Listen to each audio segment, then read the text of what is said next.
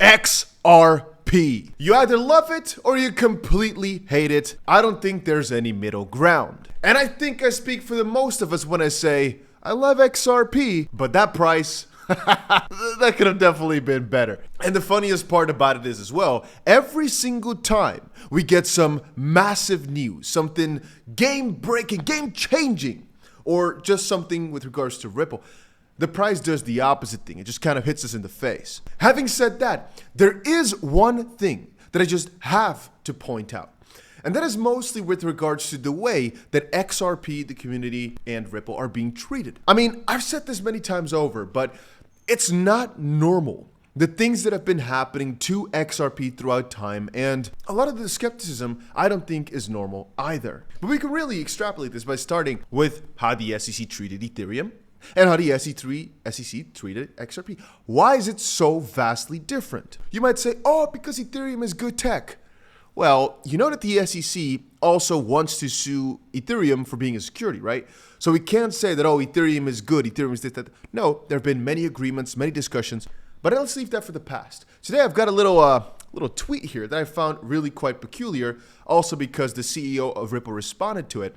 But I think as you guys also look into this, it might give you some context as to where things are so weird. That's the best I can put it. Now, if you've not done it yet, guys, make sure you press that like button. And even if you're not holding XRP, I think this is interesting to watch. Then again, if you are, please also make sure you watch my other videos where we talk about different altcoins to buy, because my goal on the channel here is not to only inform you about one crypto, it's to make sure all my followers, all the people around, I can't give you financial advice, but that they do as well as humanly possible. And that means crazy gains throughout the next couple of weeks. But let us dive right in. So, I've read a Coindesk article. It paints a rather bleak picture of Ripple and XRP, suggesting Ripple is scrambling for relevance with its new stablecoin venture.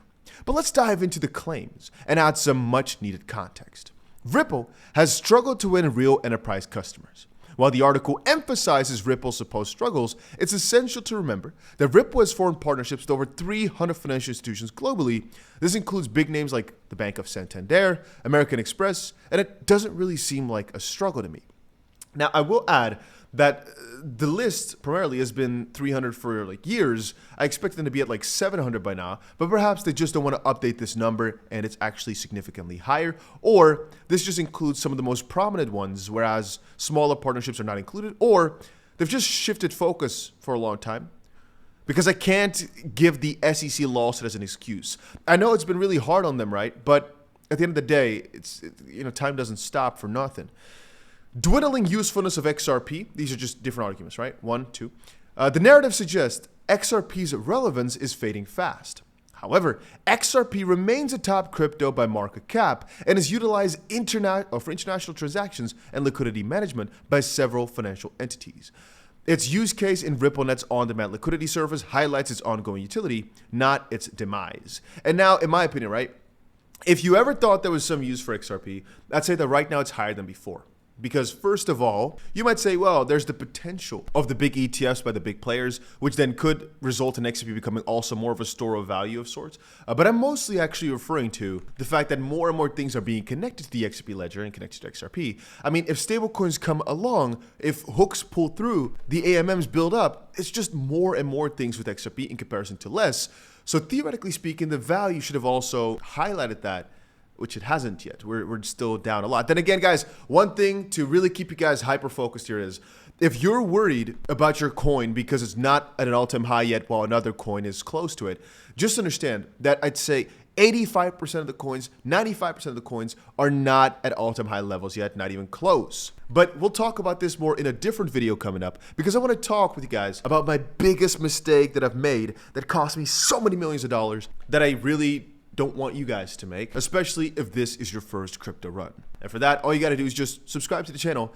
The video will come out shortly. So they also label stablecoins as a desperation move. Describing the launch of a stablecoin as a last-ditch effort seems unfair. Many major crypto projects are exploring or having launched stablecoins as part of their ecosystem expansion. It's not a sign of failure, but adaptation and growth in the fast-evolving crypto space. P.S. Is PayPal desperate too? Because they're also expanding on it. 4. Legal troubles with the SEC. Yes, Ripple is in a legal tangle with the SEC. but it's far from the only crypto company to face regulatory scrutiny. Moreover, the outcome of this legal battle could set a precedent for the entire industry, which it has already done, with of course XRP not being a security, indicating Ripple's pivotal role in shaping the future of crypto regulation. And again, ladies and gentlemen, understand, I'm not here to suck any balls of Ripple here. That's not my goal at all. I just want to place things in a fair spot. And what I mean with that is when Coindesk writes such an article, it's clear to me there is some heavy bias. And there's some underlying tone of either a hatred or just wanting to see it do bad or saying bad things for the sake of saying bad things. Again, even if you hate XRP, that's completely fine. I think that's everybody's own call to make. But I don't get some of these points and why it's always specifically about XRP. Partnership fallouts. Mentioning fallen through partnerships without context might seem damning, yet in the rapidly changing world of fintech and crypto, shifts in partnerships are really freaking normal. Yeah. Or number 6, Ripple's financial services rarely used. The claim that Ripple's services are not widely used needs a closer look. RippleNet and its ODL have been adopted by numerous financial institutions for faster, more efficient, and effective cross-border payments, and this contradicts the narrative of underutilization. And again, honest truth, put a different crypto there. There's meme coins that do literally nothing, where it's literally all about community. Theoretically speaking, you might say that XRP has a really strong community, but let's test it out, by the way. If you're watching this far into the video, make sure you press that like button and comment down below that you're still here. Let's see how strong the community really is, huh? Because the way I see it, the community is really, really strong. That alone should have actually been able to kind of do it, but the article might want you to think that Ripple is in big trouble, and that's why they went for this effort. But if you really look at what's happening, Ripple is more like navigating a complex maze than teetering on the edge. Sure, there are challenges, but which innovator doesn't face them? Ripple still pushing forward, finding new paths and opportunities. It's not about whether they're stumbling. It's about how they keep moving ahead. What worries me a lot is Coindesk's saliency over Ripple, especially when Ripple has been fighting for the entire crypto industry for 3 years. They're fighting for what Coindesk makes money on. I wonder if we will ever see the end of this stupid tribalism and realize that we, on the blockchain, are all fighting together against the old legacy systems that are so reluctant to run anything. Like I said, he came in. The CEO came in with a response saying, to put it mildly, it's embarrassing for Coindesk. It's embarrassing for the industry. But as 𝗕𝗓𝗪𝗏 points out, these are the kinds of people a deputy editor holding the whole industry back. Childish antics masquerading under what should be a credible brand that leads coverage of the crypto industry. And ladies and gentlemen, regardless of what you found or find about XRP, I don't get it, right? There is, in my opinion, something going on here that we are not seeing. And I just find that I should speak out when I see something like that. Again, it's not just FUD. To create fear, uncertainty, and doubt, I don't think is necessarily a bad thing.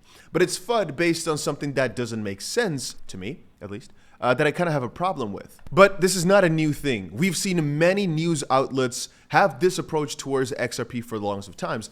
And perhaps it's just my ignorance, but I just kind of don't understand why they're being so hateful towards it. But yeah. Anyway, with regards to price, we're still waiting for a sort of breakout right now. Bitcoin has fallen. Everything has kind of fallen over the past couple of hours. Ultimately, though, I see that as a really, really nice thing because it means we are gearing up even harder for some crazy breakout in the near future. Ultimately, though, I know many of you guys are kind of pissed off that prices are falling down. We're not skyrocketing towards an all-time high within seconds. But as I said before, just stick around the channel. I'll be posting a couple of really juicy videos helping you guys with everything. And all you got to do is just stick around and perhaps put that notification bell on if you haven't done it yet. And I'll see you guys again in another crypto video somewhere probably later today.